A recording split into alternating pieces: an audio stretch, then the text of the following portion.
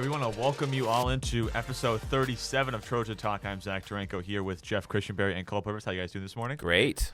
We have a football-filled episode for you guys as the TA football team takes on Oxford Hills yet again in the state championship this weekend.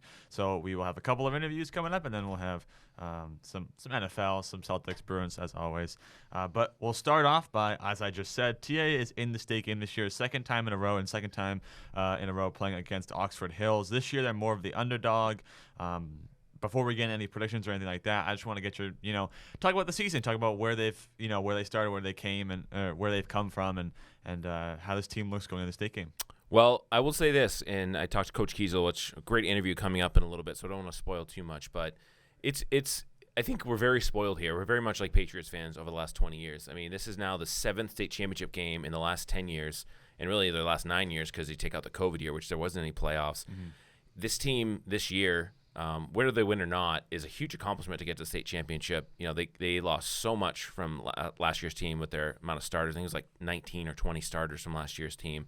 They basically remade the squad from scratch, especially at all the skill positions. Still, had some adversity, which they had more adversity this year in the regular season than they've had in many, many years in terms of going to states, losing 2 games and really almost losing 3. They could have easily lost that game against Kennebunk. So for them to have an early season struggle and come back and take advantage. Now, of course, it's an 8-team league now.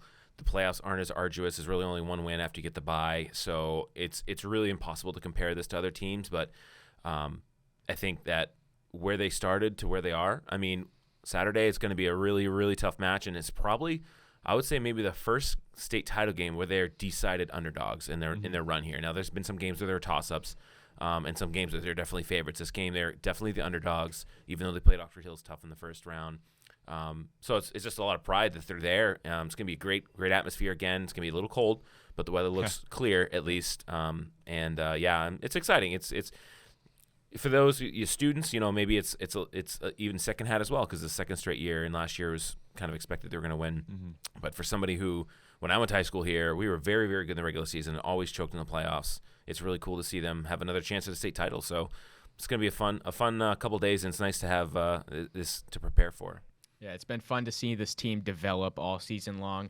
They're at one of the lowest points that they've had in the last 5 years, and they averaged only 20 points a game their first 4 games. In their last 6 games, they've averaged 44. Their offense has found the formula, and Ryan O'Keefe has done a really good job at quarterback, just not putting the ball in harm's way, not turning it over. And they don't have the same downfield threats that they had last year, but their passing game is still effective. And they've just looked so much more comfortable as a team. And last year, they were trying to live up kind of to last year's super team with weapons all around, and they didn't have that this year. And some guys got experience, and a lot of people are saying, well, we knew this was the case at the beginning of the season, but there was that low point in the beginning of the season where we thought maybe this team isn't fit for a state championship when they started at 1-2. So you can't take anything for granted, but they've looked great offensively and defensively. There's been a lot of surprises this year, and it's going to be a dogfight on Saturday. Oxford Hills, these teams, yes, they know a lot about each other, but you think back to that regular season game, and there were a lot of injuries on both sides. I know Caden True's questionable for the game, so if he plays, we'll see how many reps he gets at quarterback, or if he plays at safety a lot. I think it's obviously going to be very important to have as many playmakers out there as you can, but of course he wants to stay healthy and keep his shoulder okay. So it'll be a really good fight on Saturday, and I can't see it being a blowout either way. I think it'll be a close game no matter what. But just look at the other teams around the league. Now the league is definitely down, as it has been years past, and maybe TA is not as much talent on paper as the years past, but Bonnie Eagle and Scarborough really struggled this year in some games, like really struggled. Yeah. And for those two programs, especially Bonnie Eagle, who's had great success as well over the last 10 years, winning a couple state championships, we still did better than them. We still are in a better shape than them this year and going in the future. So it's really tough to keep perspective, thinking like, all right, yeah, maybe it's a down year and we're not the favorites, but compared to the other programs, Oxford Hills, for me, I mean, I think this is their peak. Like, I'm not saying they're not going to be any good, but I'm saying, they have this class has been kind of marked for a couple years to win a state championship, especially at quarterback and some of the other major positions. So for them, this is really a make it or break it year. If they don't win it this year, then it's going to be a real disappointment considering how much they put into this. So it's it's good to be appreciative of what the coaching staff and what the players have done to really, I'd say, turn it around. They were staring 1-3 in the face, if not for last minute play against Kennebunk. So good for them. Yeah, and I want to go back to what Cole said earlier and ask you guys another question. Is that injuries? The last time these two teams played, no Elias Soren. I mean, at least he was there for the first few minutes of the first quarter, and then one of their star linebackers, Lincoln Morrill, went out early in the game as well. TA lost 25-20. It was a good game. It was back and forth. It was a late fumble by Hayden Whitney that turned into a quick drive, long drive down the field to take the lead for Oxford Hills. So, I mean, with those guys back, do you think Oxford Hills has an insane amount of talent ahead of TA, or just is it still, do you think, a very close contest? Well, it's tough because when you look at the talent and you say if both teams play well, who's going to win? And I think Oxford Hills. Yeah. Like, you have Soren, you have Pelletier, and the linebacker as well. Like, if they are healthy and they don't make mistakes, they should win, right? But that's not football, right? So I think at quarterback, Soren isn't as important because we saw the backup came in. I forget his name. For Oxford Hills. He played great, right? And you have Pelletier, who's like an unbelievable athlete in multiple sports. And defensively, I don't think I think the biggest thing for Oxford Hills in the game, the key to the game, is going to be turnovers. We saw last year they basically wilted in a big moment. Now, TA was the better team from start to finish, but before you knew it, it was 14, 21, nothing. Turnovers, the pick six and everything. We've seen teams do that. Portland did it as well back in 2018. Where they came in and they just lost their minds in the first quarter, and we were up 21-0 before you even knew it, and game was over basically. You can't play catch up like that. The thing is, though, if TA does get a lead in this game, Oxford Hills could come back. Like it's just the mental part of it. So I think the injuries will play a part. If Pelletier's think the key. If he gets hurt, they're gonna struggle to. I mean, I think they're gonna move the ball. Like I think they're going to. My prediction is they're gonna try to pound it because last year Soren had I think 6 turnovers in one of the games they played against TA, and try to protect him from himself. He's a great player, but he tries to do a little bit too much sometimes. So if I'm Oxford Hills, you run, and then Pelletier is like your kind of get out of jail free card. Yep. If you don't have that, then TA can really load the box. So, but with Pelletier, they have to. They can't cheat on their linebackers and safeties. So. He's kind of the key. He hasn't had any health issues. Quarterback, I think they're fine either way. Defensively, I mean, Thornton Academy is going to have to run the ball, and you can't have critical turnovers. So you're going to have mistakes. You're going to have bad plays. You're going to give up big plays to this team. You're not going to shut them out. But it's that critical turnover like we saw in the regular season game, and I'm sure Hayden will not do that again. Yeah. Well, put yourself in Eli Soren's shoes and Lincoln Merrill and all the seniors on this team. They're going in a peak year, as you said, what it was expected to be, and they are trying not to lose to TA back-to-back years. They want to go through their high school career and say that they got a state championship, and they're staring down TA in the face for the second year in a row, and they don't want to be devastated again by losing 2 years in a row to TA. So they're going to be extremely fired up for this game, and I definitely think that they're going to play their best. But yeah, Tegan Pelletier might be the best player on the field in some moments, and we remember in that regular season game there was like a 3rd and very long, 3rd and 20, something like that, and he bailed them out with a first down. So even if they play bad on the early downs, they can get a big play on 3rd down because he's just such a good jump ball receiver. And to be honest, I don't know if TA has anybody that can match him 1-for-1, and so I think that he could be a game wrecker. I know we say that on defense a lot, but an offensive game wrecker, Tegan Pelletier could definitely be that for them. And we talk about the turnovers, and yes, Oxford Hills has turned the ball over against TA in the past, but I think the experience factor shifts to Oxford Hills this time, and TA was the team that has had some costly turnovers this year. So I wouldn't say Oxford Hills is more likely to turn the ball over than TA, but yeah, definitely the turnover battle is going to be very important, and whoever makes the least amount of mistakes is probably going to win. It's a mental game. The thing about Pelletier in those plays is not just the yards, it's the mental part of it. I mean, I remember that play, and it's like we had stopped them. We're the underdog. We stopped him, and then we thought we had him in a great position, 3rd and 20, whatever, and they complete 22 yards, and you're just like, oh, so deflating, just as an observer, let alone a player. And same thing with the turnovers. If Oxford Hills turns the ball over early in that game, how much is going to creep in their head? Like, oh my gosh, we're not choking, but we're losing this again. Like, how are we doing this again? What is it about this team? So that's going to be the mental battle is going to be just as important as physical. Yeah, I agree. Well, we'll take a break in this conversation to have our interview with the head coach of the football team, Kevin Kezal. All right, and now we're joined by head coach Kevin Kezal. How you doing, Kevin? Very good. Thanks. So here we are again. If you go back 10 years or so, and this program, a lot of success over the years, but nothing like the last 10 years. Going to the 7-state championship. First, just talk about what is this week like for you guys have been through it obviously a lot of times before, different opponents, but what the fact that you've been through this so many times, how does that help you really just prepare for the week as coaches? Yeah, I think it's just since you've been through it, you know what to expect.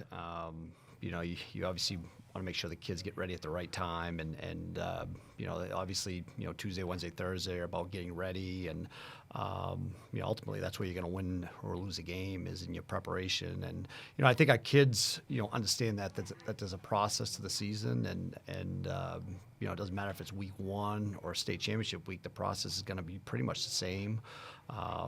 You just hope as the season goes along, the process gets better, and we coach better, they play better. So it's not a lot of changes. Obviously, you get a little bit more media attention, and it's you're playing for a lot on Saturday, but the preparation is pretty much the same. So all the praise and adulation the program gets is obviously very earned, but it works against you a little bit. Coming into this year, everyone's like, it's going to be TA and Oxford Hills again. Just assuming TA is going to be there again. But the amount of talent that you lost from last year from an undefeated state championship team, just talk about that. And coming into this year, understand it's not a given that you're going to be in this game, and talk about how the players that are basically all new pretty much on both sides of the football have really stepped up, and it's a huge accomplishment to get here. Yeah, I think we talked that right from the beginning. We started spring camp. We said, this is going to be a huge challenge. Number one, you're the defending state champ, so you naturally get that bullseye on your back. But number two, with the change in scheduling, we knew early on we were going to have some really big games against some really good opponents, and it was one of those things we told the kids, let's just go out, we'll see where we're at, and just work on getting better every week. To our credit, our kids never panicked, and we just continue to get better. And obviously, with the schedule that we had this year, we played 2 teams from New Hampshire that are they're in the Final Four, Pinkerton and Bedford. We played 5 out of the 6. Class A state teams that made the playoffs. We played 4 teams in B that all made the playoffs, 2 that are playing the state title. So we've played good competition, and our kids have gotten better every week, and it hasn't been linear. There were some weeks where we feel like you get a lot better, other weeks where you feel like you kind of spin your wheels a little bit. But in the end, they've done a great job getting to this point. There's been some adversity over the past 10 years. Some years you've gone undefeated, other times you've lost a game, but this year, unprecedented for the last 10 years. You lose against Oxford Hills, you lose against Bedford, and Kennebunk was a toss-up there at the end. How do you think that's really helped the team grow and say, all right, this is not going to be a given, and it's going to be a tough fight, even with teams from Kennebunk? Yeah. After the Oxford, we felt early on, we played hard. We played hard against Oxford Hills. We had the lead, couldn't finish. Kind of a repeat the following week against a very good Bedford team where we take the lead late, but we just can't hold on. And honestly, I think just that Kennebunk game where we didn't play well.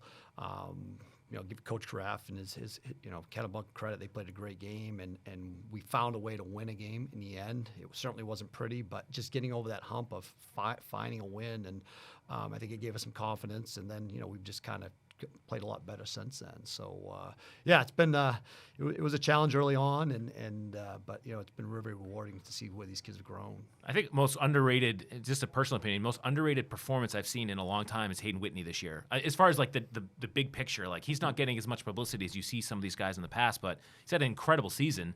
What can you say about him? He's had a little injuries here, but he's the dominant running back in Maine football this year. Yeah.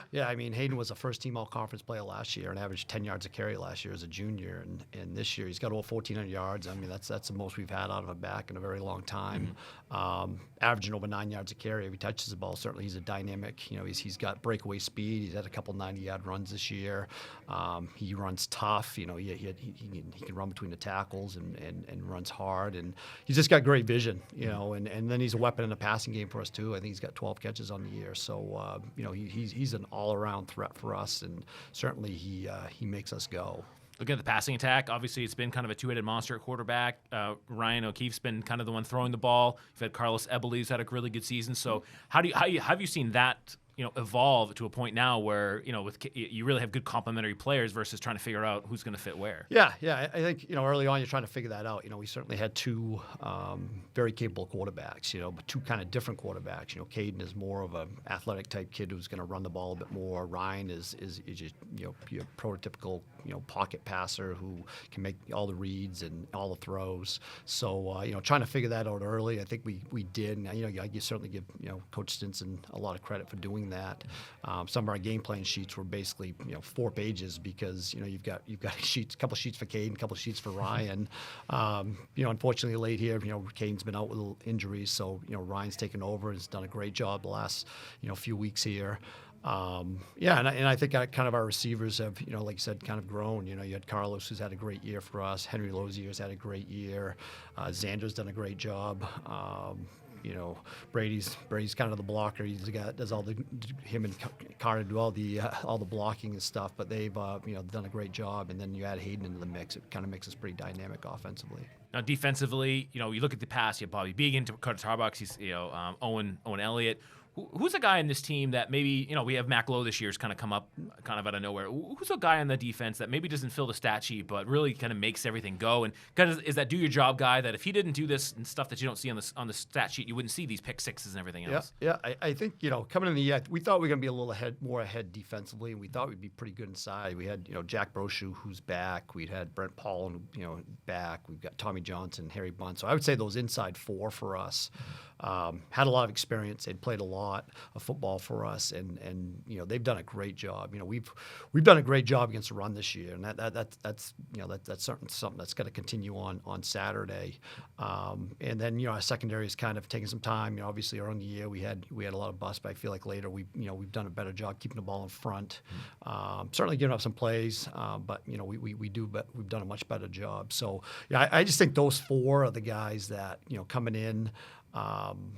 We were kind of relying on, and Jack Broshu can play a great game. He gets double teamed every play. He may not make a tackle, but he's freeing up Tommy and Harry and the rest of the guys. And then those new guys have really come along. Like you said, Mac Lowe. I mean, it's his first year playing football, and he's had a great year for us. Sam Nelson's come along as the other edge player. Our secondary has really developed. Henry Lozier was back, and Cam and Caden, and those guys have played great for us. So it's been one of those things where we've just kind of grown but kind of relied on those inside guys that take care of the run and make teams one-dimensional. So looking ahead now to Oxford Hills. So you played them already this year, but as a coach, that was so long ago, both in time and in the way that the team has played for both teams. Yeah. So how much weight do you put on that film, those tendencies, versus maybe looking at film from the last few weeks when you try to make your game plan? Yeah, I think you get a feel for how teams are going to attack you. Certainly. But there's a piece to that. The other part obviously is what they've done late. Obviously teams kind of evolve as the season goes along. For them, they're really, they were really good coming in. What you see early in the season is kind of what you've seen late. They got a few wrinkles here and there, but you're going to have to take care of the quarterback. I mean, he is a dynamic player, both running and passing. Cool under pressure. He can make all the throws. He can hurt you with his legs and take off for scrambling. So it starts with him. Very impressed with the back. The Morissette kids had a great year for them. Then obviously their skill kids are as good as any. They're dynamite. So it's it's hard. You gotta try to take some stuff away. Try to keep the ball in front, but you're going to give up plays to them, and it's it's just a matter of make a tackle and rally for the next one. Now, looking at last year's game, you kind of overwhelmed them, and it's very similar, I thought, to the Portland State Championship game a few years ago. It's like before you blinked, it was 21-0, and the moment seemed a little bit big for Oxford Hills. So how do you convey to your kids, yes, the TA is defending champs, but you only had a handful of kids who really played significant minutes last year. How do you convey to that, look, this is going to be a big occasion, it's going to be a huge crowd there, things are going to go wrong. How do you, that first quarter could be really huge, especially for Oxford Hills, because if it doesn't start out well for them again, they may have the here we go again kind of thing. So how important is that first quarter for you guys? Yeah, I think it's, like we told our kids the first time we played them, it's just, when you play a team, this is probably the first time we've gone to a state title game as an underdog, and we just got to go in and we got to hang around. And I thought we did a great job of that the first time. We fell behind by 2 scores early. Kind of battled our way back and had an opportunity to win that game. And I would if we're going to win, I would assume it's probably going to be that type of game where it's going to be a tight game, and then hopefully in the end you can find a way to pull it out. Because they're a really good football team, and they're certainly going to make plays, and we understand that. We've got our hands full, but I think we're excited about the opportunity to play them again. Now, just looking big picture, I know this game is very separate from all the other ones, but just looking big picture and the success that the program's had, 7 state championship games over the last 10 years. What does that mean for you? A lot of the coaching staff has been here the whole time, and what does that mean for you guys? It's a different group every year, and every year's different, obviously. And this championship, if you win it, would be very different than any other one. But when do you take a step back and say, like, look what we've done? This has been an unprecedented run here in Maine high school football for the last 50 years, maybe. Obviously, to get to this point, it's not just a high school thing. It's a program thing, and I give our credit to our junior Trojans. They do a great job getting kids. Even our soccer rec now, they've got a dynamic flag football league that kids can start pre-K. So our kids can start playing football in pre-K, right up through, and it's a continuation. The program just continues all the way through. So that's a huge part of it. Brian Sear, our 8th grade coach, his son Josh played on the 2012 state championship team for us. He's been dynamic, and he does a great job at the 8th grade level. Jack Morrison gets the kids here at the freshman level. Him and his staff do a phenomenal job there. So we're in the situation because of the organization, not because of anything that one person or 2 people have done. We're just and I think we just keep things in perspective. We don't lose a lot of kids. We have a community that supports us and a school that supports us, and everything just kind of comes together, and it's been a really fun time. Lastly, I should ask again. It's going to be 40 degrees at game time Saturday morning. Yep. It's going to be sunny. What's your go-to outfit here? You got to keep warm, but you got to be, got to be loose. You got to make calls. So what are you doing when it's 38, 40 degrees there? Yeah, the key is my electronic vest. I got one really? of those. Yeah, okay. I actually borrowed Mike Roach, who he's an official, and I remember talking to him. I'd watched him. He was doing a bowl game, the humanitarian bowl out at Boise State. Yep. And the blue turf, and it was like 20 degrees, and rain and sleet. I said, "How the heck did you stay warm in that?" And he said, "I got this vest." So he let me borrow it. In 2017, we went to Scarborough. Oh yeah, and you remember that night? That was like cold. 22 degrees, and a 30-mile-an-hour wind. I mean, it was the coldest Brutal. game I've ever coached in. But I stayed warm, and my wife bought me one, and that's the key: is the turn that vest on and stay warm. The feet and the hands. Whenever I go to Patriots games, if your feet get cold, you're screwed. There's nothing you can do about it. So no precipitation, which is great. Yeah. And the fact that we're on the away sideline actually may help because we'll be in the sun. Yeah. And it'll keep us a little warm. So we'll see how it goes. Absolutely. All right. Good luck this weekend, Coach. Just bringing home another gold ball. Thanks, Jeff. Thanks. We want to thank Coach Kiesel for coming in for that interview, the first of 3 today. Before we get to the next ones, I want to ask you guys a question. So kind of a hypothetical here. So imagine that somebody came up to you and said, I watched the state game. I'm from the future. It's Sunday. And one guy from TA stepped up and helped them win. Who do you think that one guy would be? I'm going to have one on each side of the ball because that's more fun. Right. I think defensively, Caden True needs to have a monster game. Mm-hmm. Now, I mean, Matt Glow, the line has to play well, linebackers, the cornerbacks, they're going to be outmatched by Pelletier one-on-one. So, talk about Caden, and offensively he's important, but defensively he's got to have one of these all-time great games back there. We saw in the state game against Lawrence way back in 2012 before you guys even probably followed the team. And there was a close game, and then we had a few hits against our quarterback, who was a really good player, went to UMaine. This is like crunching hits on the sideline that changed the game. It set the tone. Came from the safety position, so that's going to be the most important defensive player. I think is Caden, just not allowing anything past that. You're going to give up 5 or 6 yards, that's fine. Don't let 10, 11, or 13 yards on a play. Offensively, I'm going to go with Carlos Eberle. I think, O'Keefe's going to – look, everyone has to play well. Like, O'Keefe can't turn the ball over. Hayden can't fumble. It goes down and down and down. The games that Thornton Academies look the best offensively is when Carlos can get it going. And what's great, I've seen him in his game develop, and we saw it against Sanford, was he didn't have any long passes. He had a lot of yards, but they were all like screen passes, great blocking ahead of him, and he was able to weave his way in and out. When those games where they get him going early, and him and O'Keefe have a really good connection, it opens up everything else on the field. It opens up the other side. It opens up Whitney. It opens up the screen game. So I think he's, if you look back and say, well, Carlos had, 6 catches for 110 yards and a touchdown, I say, wow, they have a good chance of winning there. Yeah, he's the guy on third down, and I would agree with you from the offensive standpoint, opens everything else up, and they have a great chemistry, and I think that's the best version of their offense. But on defense, I want to go with the senior captain, and maybe not the most talented player on the field. He hasn't been their biggest playmaker like Caden True or Mac Lowe has been, but he seems to make the big play at the right time, and that's Henry Lozier, playing cornerback. I think back to that Kennebunk game. It was a close game, and he made an incredible interception.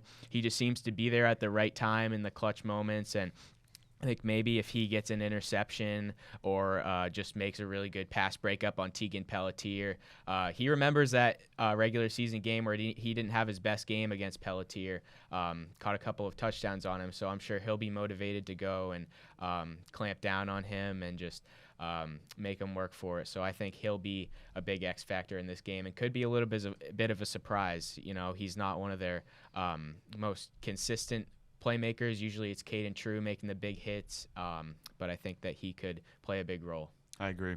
Speaking of Henry Lozier, we'll have our first interview with the senior captains. It'll be Hayden Whitney and Henry Lozier. All right, I've switched seats, as you can see here in Zach's chair. I'm here with Hayden Whitney and Henry Lozier. How you guys doing today? Pretty good. Awesome. So, States Week, here we go. A couple more days to go before the biggest game of your life. Let's just first talk about your emotions going into this game. Let's take the opponent out of it for now. But, you know, last year the team goes on to win states. This year, completely different team, basically from the ground up in terms of starters and everything. And what's your emotions now that you're at the end of this 3-month journey and you're staring one more game and for the biggest prize in Maine State football? I mean, it's a big goal when you start in August to get to the state championship game, and I mean, I think everyone on our team wants to win this game, but I think for us seniors, it would be bittersweet to win this game, come out with the championship. But either way, win or lose, I think we've had a great season either way. Awesome. Can really only be excited. It's what you look forward to. It's what you play for. So I think everyone's pretty pumped for it. Ready to go. Oxford Hills obviously comes in as they beat you in the regular season. Just take yourself back to that game. I know you had a unfortunate turnover at the end of that game, but for everybody, there were mistakes made on both sides. What kind of motivation do you have besides just winning states of getting some revenge? Because people would say they're coming in as the favorite. Everyone thinks that they're going to win. They certainly think that they're the best team in the state, being undefeated right now. So, what are your feelings and emotions, going against a team that is pretty good, obviously, and they beat you already once this year? I want to say we're not probably on the same level we were back in early September, week 2. We had a lot of sophomores, a lot of young guys playing. Now they have 3 months more experience playing varsity sports. I think it's gonna be a totally different game. Yeah, like Henry said, it was week 2, and we've learned so much since then. Especially the younger guys who had to fill some roles. They've just grown so much, become so much better football players. Yeah, as you mentioned, the beginning of the season, not great, 1-2, and really staring 1-3 in the face. That game against Kennebunk was not a given any time. You guys have turned it around, won 7 in a row. Talk about a player that maybe doesn't get all the accolades, but has really improved this year, as you've seen come along, and is a big part of your success now. One guy that stands out to me is the first year playing football with us is Mac Lowe. I mean, he stepped up in a huge way. We had our first scrimmage against Portland, actually. We played one quarter because of the Thunder. Mm-hmm. But he struggled that game. We all knew. We watched film. He got it pretty good. But since that game, he has not got anything. He's done everything to improve his game, watch film, whatever it could be, to try to get himself better prepared and to win every week. Being a running back, I couldn't pick out a single person. I'd have to just say the line overall. They start off good, but now they're just great. They know everything. They're doing everything perfectly. You mentioned getting it in the film session. Let's talk about that for a second. I've been in some of those film sessions before, and what does it feel like when you're on the receiving end of that, especially if you know that you messed up? Like, it's got to be, Coach Kiesel, he can get a little fired up, obviously. So what do you do? Do you just what's the process? Do you sit there and just take it, or what's that feeling when you get singled out for a bad play? I mean, you just got to take it. You can't do anything else but take it. Everyone in the room is going to get at least one, so you don't really feel embarrassed because everyone's going to get it. It's just the way you handle it is most important. And do you get a lot of accolades too? Do you find it equal? Hey, that was a really great play for you, Hayden. Or is it? Sometimes. When you like a 95-yard run, he's like, all right, yeah, good play. All right, now, but he could have blocked better, right? Yeah. So you guys have both played in the state game before. One of the few players who has some experience, obviously. How do you keep yourself calm and focused? You know, it's going to be, first of all, game time's different than any other game you play all year. It's going to be earlier, huge crowd on hand. Obviously, it's on a neutral site as well. You played there before this year, which kind of helps. But how are you going to talk to the guys who have never really been there before? There weren't even a guy like Mac Lowe wasn't even on the team last year. How do you try to keep everyone a little bit calm because it's a huge game? I mean, at the end of the day, it's still a football game. We're still warming up the same way. We're still loading the bus the same way. We're still arriving, going to the locker room the same way. You can't put an extra added pressure to the game, or the game's in a field. This field, like, you're not gonna be able to play loose. If that makes sense. Yeah. You got to play like it's August football again. Right. Loose, calm, but at the end of the day, there is something tied to this game more than just an August football practice or scrimmage. And Hayden, how do you? I'm sure you have some kind of pregame routine. How do you try to keep that normal, even though it's going to be a little bit? The timing's going to be a little bit different. The locker room's pretty far away. So, what are you going to do to try to keep your pregame ritual the same? I mean, I just focus on warming up properly and getting ready for when that clock starts. I don't follow like a specific ritual. I just like to get warm, get loose, and play football. It's gonna be cold. It's gonna be a cold one. No snow or anything like that. But it's gonna be a cold one there. And then the cool thing is you guys are on the opposing sideline, the away sideline, which can have the sun on you at least for most of the game. So you guys are obviously captains, and that's obviously being on the team is great. But this program in the last 10 years, 5 state championships, and this is their 7th state championship appearance. A lot of great guys have come before you, especially in the captain's roles. How's that been? You're at the end of the journey now, and you're a leader on the team. And what's it going to feel like when you guys get to walk out there to midfield for that coin toss, knowing that this is the last game you're going to play as well? I mean, it's special. I mean, at the end of the day, we got to be leaders of the team, but going to that coin toss is going to be so special with other 3 of the guys, other captains we have. I mean, Ian also, there's other leaders on the team that have the C on their chest who are a big role in this year's team, and they won't be remembered as captains, but we all know they did some stuff, did things, they led the team like a captain does. Yeah. I don't know how it's gonna feel, but it's gonna be a great game. I'm excited.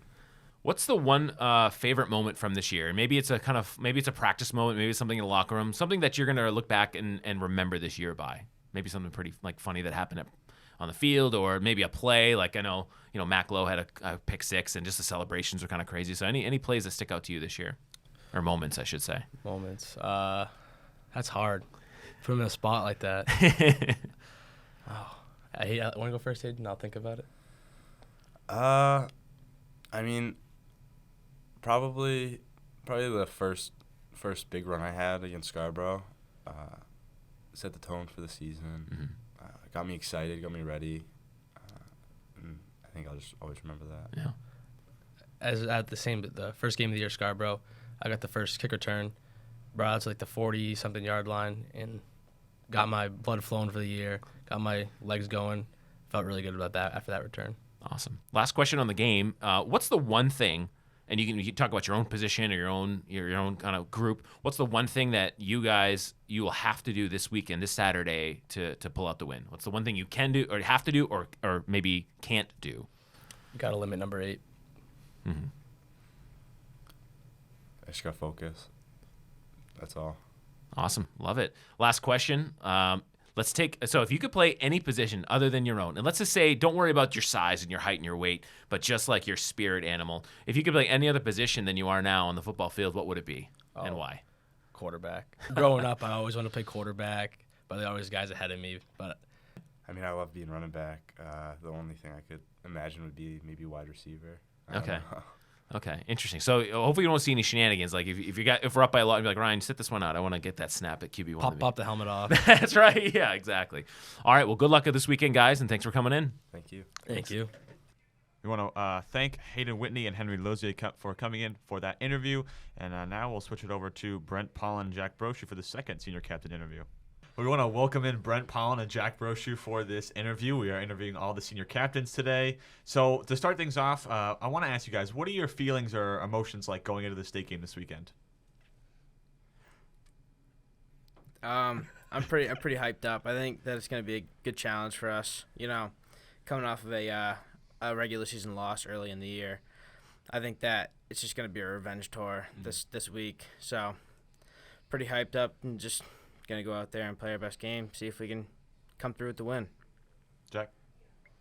Yeah, I feel like, last time we weren't as prepared as we were this time, but we go out there and we're going to just work our butts off.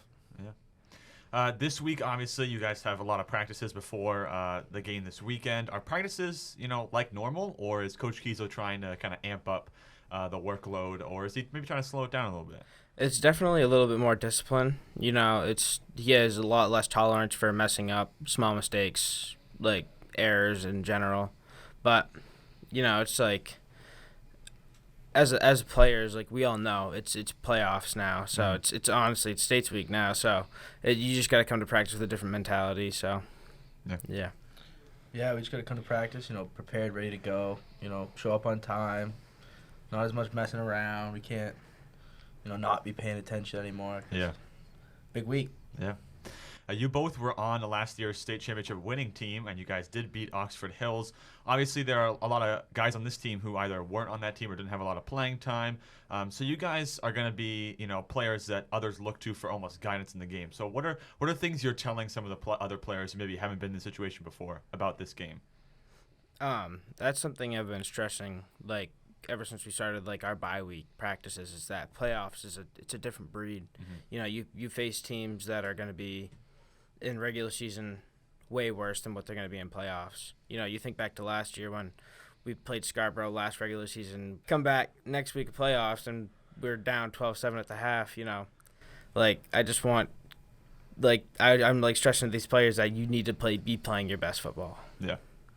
Yeah, States Week is a whole different animal. I mean, really there's no cookie cutter way that this can go. So, we got to really stress to the kids to, just take it play by play and really just buckle down and get it done.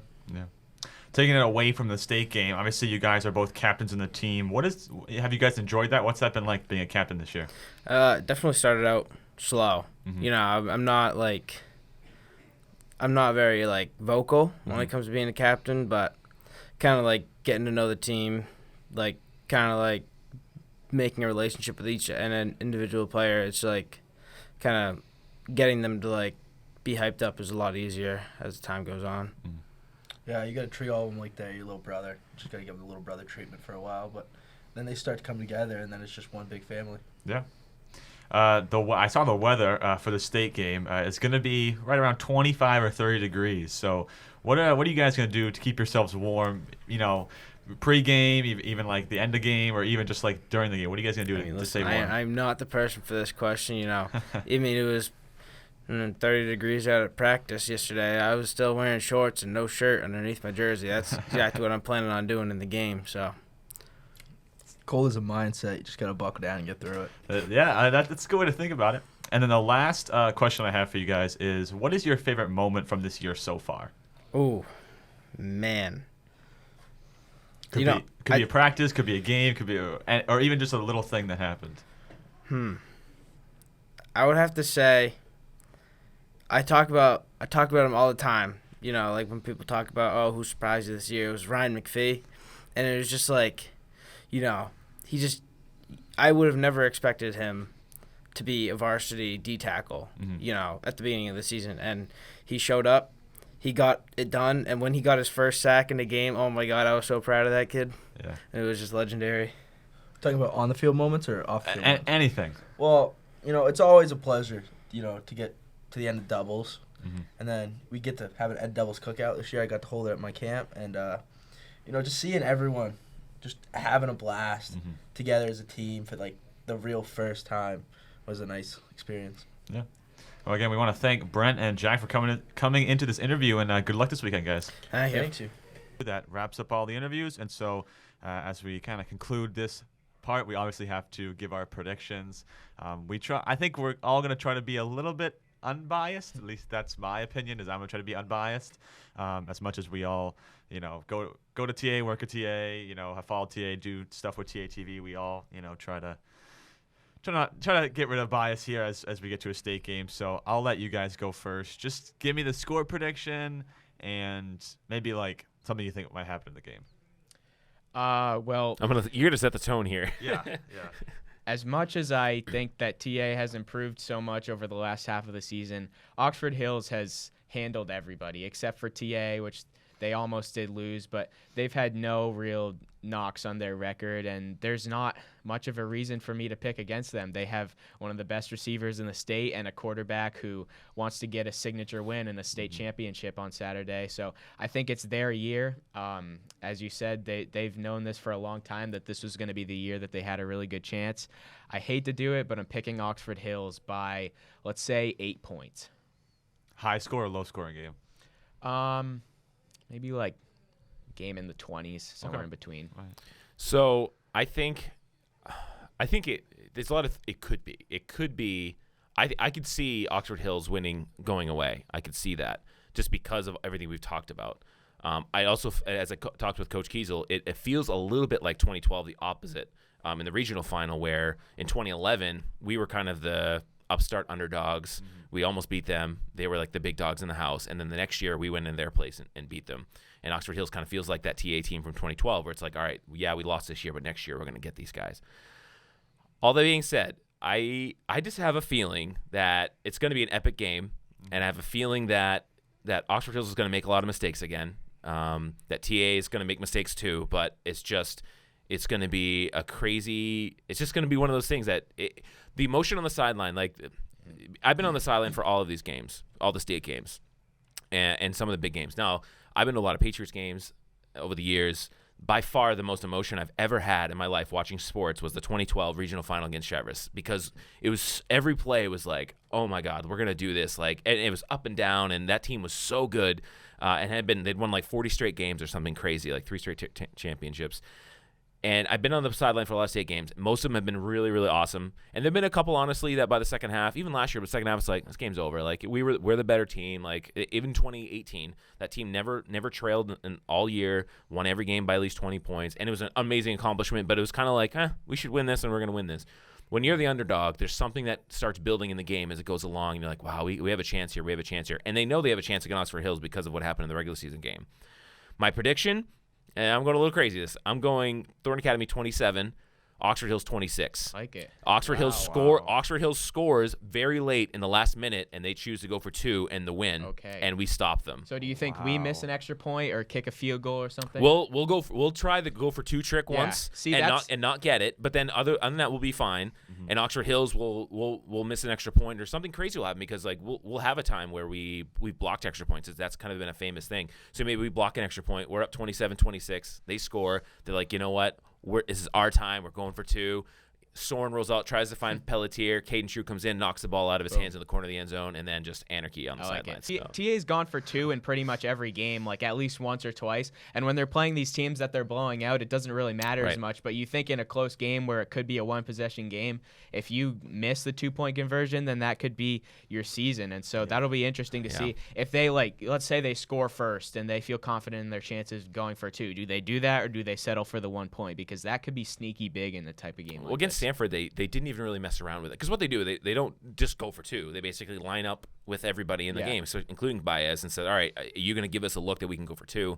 And they get into a mode there for a little bit against Bangor and other teams where they were trying it like almost every time. Stanford, they didn't really mess around. They went right to the extra point. So I could see it maybe happening one time, maybe early on, as Cole said, to try to get some momentum. But yeah, 27-26 TA, our 6th championship in 10 years. Wow. And then I retire. Because I can't get better than that. I agree with Jeff. I think it comes down to the last play of the game, which now I hate picking against TA, but I think it's going to be Oxford Hills. It's going to be some kind of long touchdown pass or a really good catch or a really good defensive play. And I think it'll be the best game TA played all year. They're going to play really well. I'm thinking something like 34, 32, 30. Because like last year, for some reason, I feel like high school, it's just the numbers always end up being nothing random. It's not like 28-21, like just touchdowns and extra points. It's got to be stuff that messes It'll be up. some random number, but it'll be very close. I think you're right. I think I'm excited to be the underdog. I hate, it's not, some people are like, why did you say that? But it feels better. It feels cooler. It makes it more exciting, and it's almost more more fun when you're winning or when you have that momentum. And so I'm excited to see how TA plays. But as a fan too, I'm sure as a player, you want to be the favorite. You want to dominate. Like you're the one out there getting your Yeah. butt kicked every play. Like I get that, but as a fan, it just feels a little bit better when you're not expected. You could say to all the haters, that we did. It'll be close. Like, I don't know. I think it's gonna be high scoring. I can't imagine this game's gonna be low. I think there's gonna be a lot of big plays, like on both sides. There's gonna be broken tackles. There's gonna be bad coverage. Because again, it's a huge moment. The TA too. Yeah, TA is the defending champs, as we talked with Coach Kiesel, but like they're basically all new from last year. Like these guys don't have experience, and same with Oxford Hills. They're gonna be feeling that moment. There's gonna be 3,000 people there. I mean, and we haven't mentioned Xander Cantera yet, and he's been their big play guy all year. So if somebody's gonna match these long touchdowns from Tegan Pelletier and Morrison, their running back, it's gonna be Cantera getting into the secondary. So I'm excited. It's gonna be cold. Yeah, it's gonna be be in a the 40s. great game. I guess I was telling Cole before, TA's on the away sideline, which is a good thing because the sun's gonna be on the away team. It's gonna be cold on that home sideline. Yeah. So if Jeff gets it right, 27-26, you can jump by. Chick-fil-A's on me. Yeah. You can give him a nice handshake and congratulations for getting that right. But and notice all the players that are listening to this, I picked Thorne Academy. These guys did not. So put your hate towards them this time. I'll hear it. We'll both hear it. I don't. We don't want to be bullied into it. motivation. We're going to be bullied into picking TA to win everything, especially states and girls basketball. We'll see. It's motivation. We love it. It gets more views. Exactly.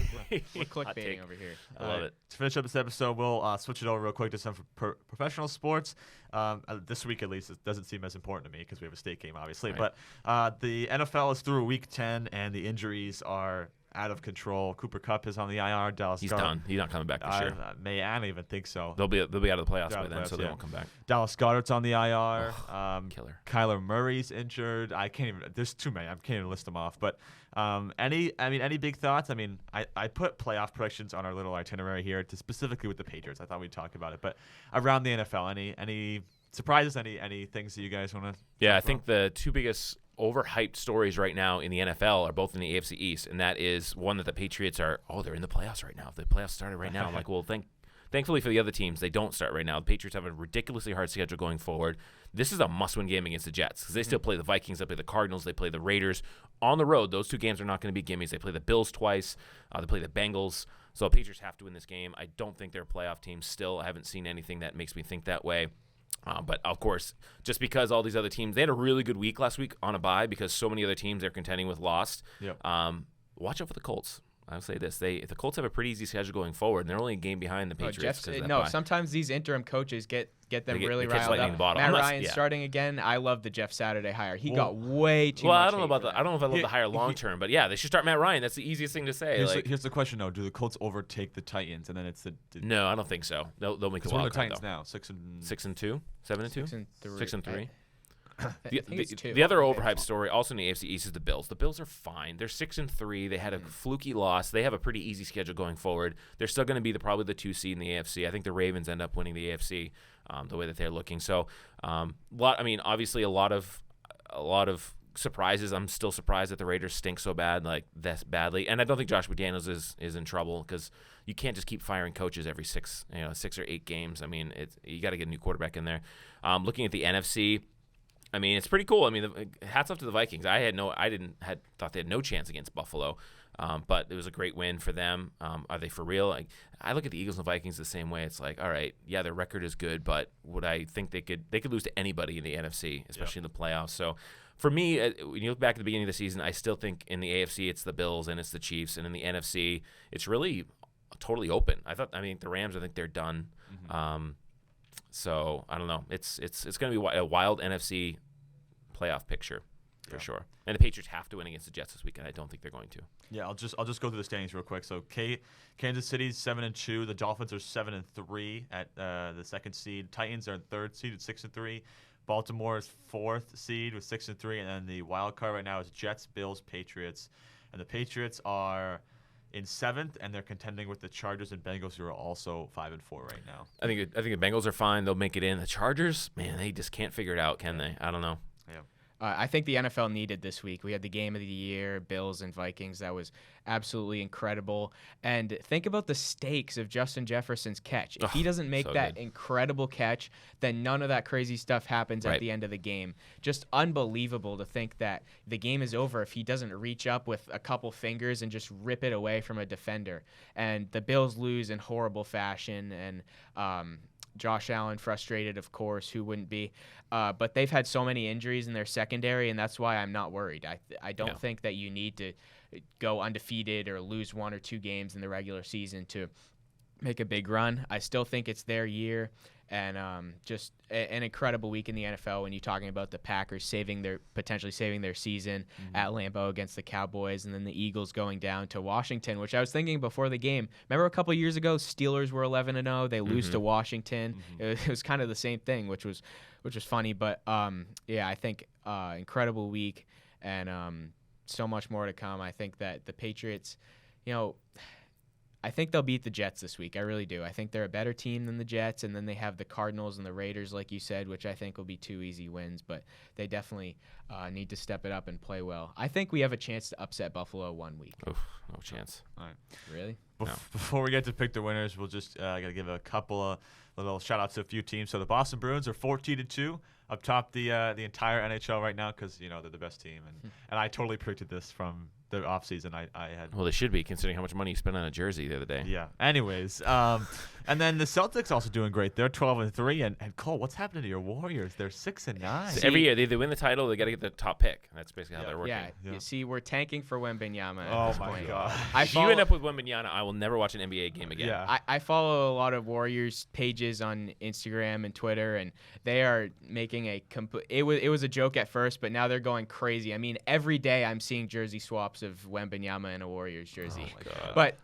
But he's going to the Lakers. That's what's. Yeah. I mean, the NBA will make it happen. Yeah. But on a serious note, Steph scored 50 last night and we lost. He's carrying us so bad, and sometimes we come out with a win if we're playing Sacramento or a bad team like that. But Klay Thompson is really declining, and he's forcing shots. And the things I don't like is when he has an off night, which is more often than not at this point in his career, he's forcing things. And it's kind of the same with Jordan Poole. So I think that Klay just needs to stop shooting, and we got to get the ball inside and play better in the paint and take the pressure off Steph so that he doesn't have to score 50 points. And like you saw last night, he did that and we still lost. So it's frustrating, and I am definitely concerned. On the Bruins and Celtics, I mean, they both look like they're the title contenders. Now, I think the Celtics have more of a chance to win the title just because they were there last year and everyone kind of expects it.